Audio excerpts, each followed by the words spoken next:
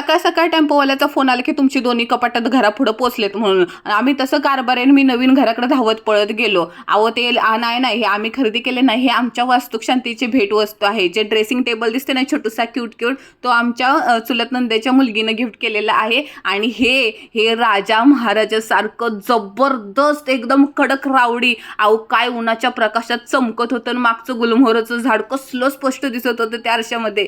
हे आहे ना, हे माझ्या भावानं मला वास्तुक शांतीचं भेटवस्तू म्हणून दिलेलं आहे, राजाराणी कपाट. अहो त्याचा कलर मी घेताना जरा टेन्शनमध्ये आलेली की ह्याचा कलर चांगला दिसेल का नाही, पण काय कलर दिसतोय. माझी चॉईसच जरा हटके म्हणून मी हा चॉकलेटी असा ब्राउनिश कलर सिलेक्ट केलेला होता.